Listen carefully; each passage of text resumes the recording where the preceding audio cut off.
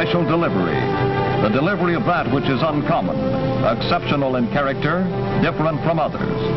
Special delivery. Army Air Forces style is designed for a particular function, but unlike other highly specialized functions, is not limited in range, aims, or purposes. During times of war, air power is war power, as destructive as is necessary to destroy the enemy. But AAF planes, large and small, have more than destructive power. They have constructive power greatly beneficial to the nation. Thus, in times of peace, air power is peace power.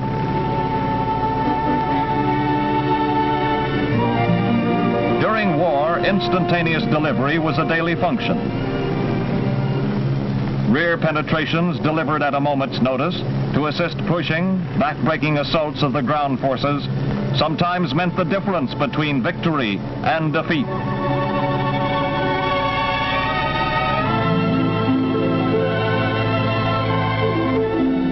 But AAF special delivery is not confined to war.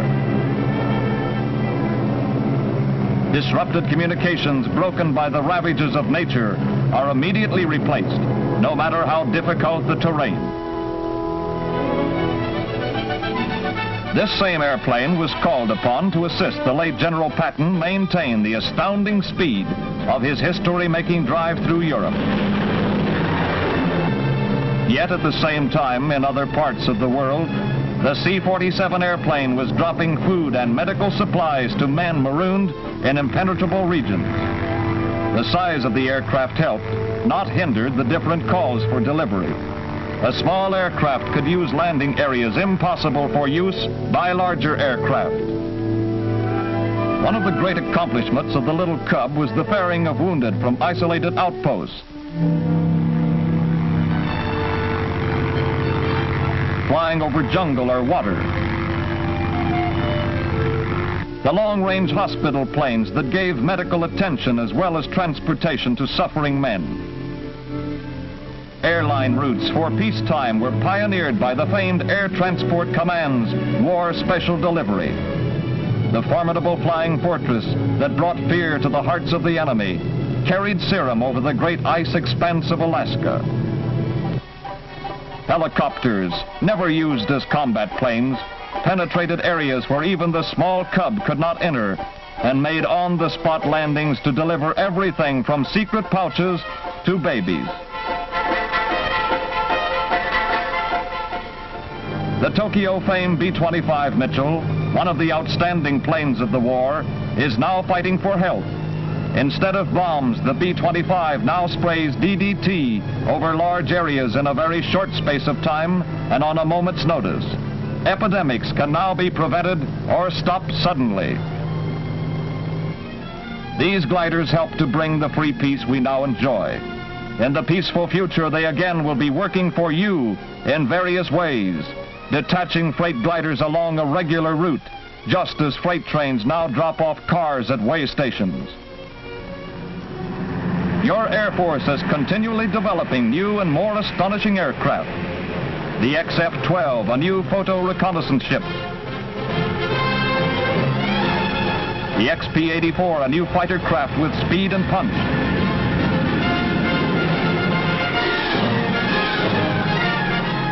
The small flying wing and the giant XB-35. The C-74, one of the world's largest. The AAF dreams of today will be the aircraft of tomorrow. The B-29, one of the most favored of our sky armada, spread long-range death and destruction on the Japanese enemy and proved the vulnerability of their home islands to air attack.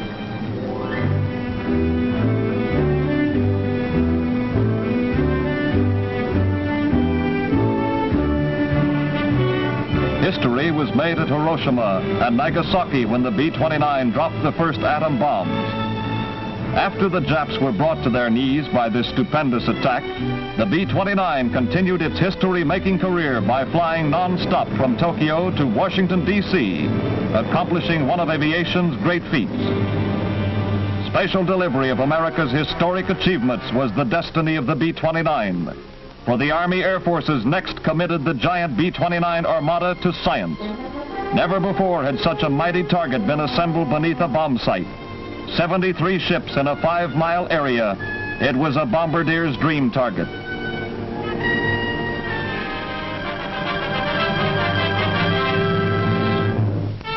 On Kwajalein, the ground crews prepared for crossroads, fully aware of the watchful eyes of the world. With calm precision, they checked the motors for last-minute adjustments. Each entire aircraft was given a final tune-up. Special equipment long kept under protective covers against the elements was brought out and installed.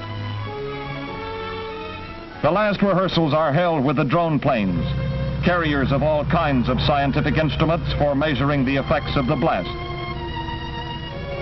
The ground beep pilot takes the plane off the ground.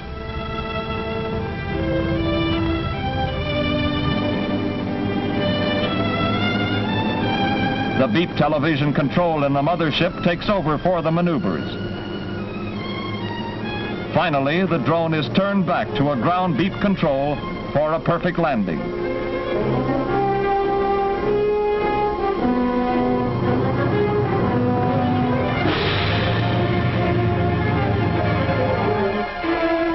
The mighty A-bomb was carefully loaded into Dave's Dream, the ship chosen to carry and drop the bomb.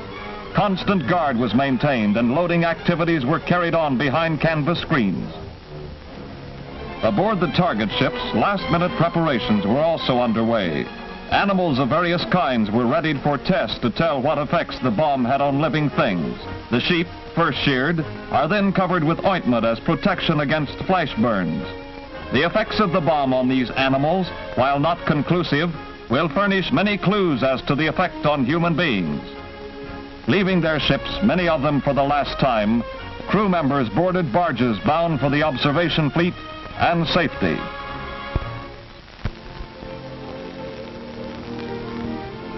Early morning, July 1st, 1946. Able Day in the Pacific, D-Day of Operation Crossroads. One of the world's largest aircraft, carrying a tiny particle of atomic energy, speeded down the runway for science. AAF special delivery of man's most terrible secret, a delivery timed to the split second. Scientists, statesmen, military men, and John Q. public all over the world had turned their eyes toward Bikini. Many precautions were taken to prevent injury to the personnel. All men of the observation fleet were warned against exposing their eyes to the flash following the burst. To give further protection against flash exposure, black-lensed Air Force gunner's glasses were provided for those whose duty necessitated watching the burst. Youth and years of scientific study combined to test the power of the atom. Young men with war-tempered nerves, steeled in battle, awaited coolly for bomb away. Learned scientists awaited tensely below to study the effects. As the metronome ticked away the eventful seconds, the world in questioning suspense waited. Unspoken was the question, what will happen?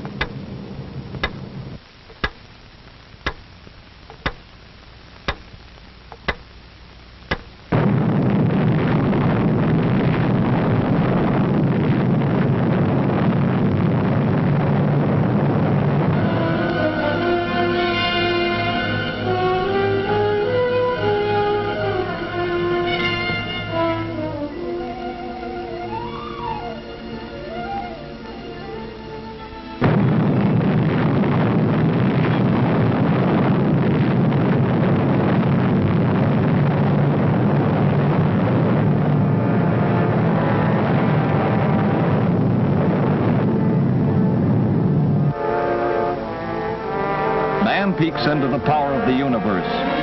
Plutonium, one small particle burst into this staggering energy. Temperature at the explosion center is perhaps 100 million degrees Fahrenheit.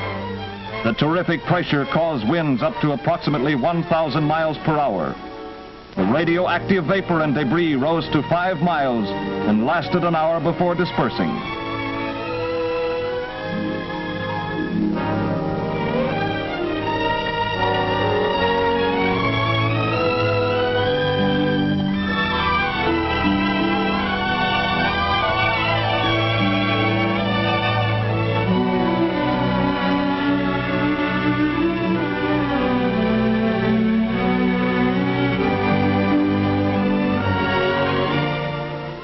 The inspection and salvage fleet moved cautiously toward the target area, testing for radioactivity with Geiger counters.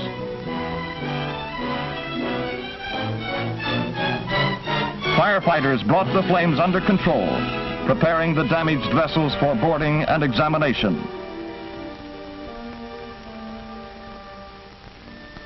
Scientific instruments were removed from the ships and given to the laboratories for careful study. X-ray and high-speed atomic particles, both deadly types of radioactivity, were discovered. Heavy damage was sustained by a large part of the target ships. The Saratoga was severely hit. The Jap cruiser Sakawa was damaged so badly that it later sank.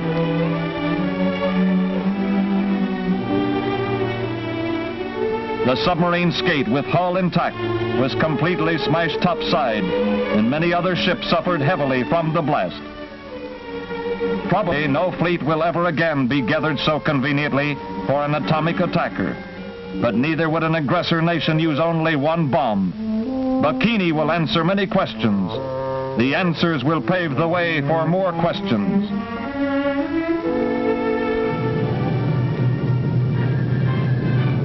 The never-ending stream of questions of the future can only be answered by continuous study today. Science seeks through research and development. Your air forces in war led the world in war power. Today, in peace, it leads the world in peace power. Air power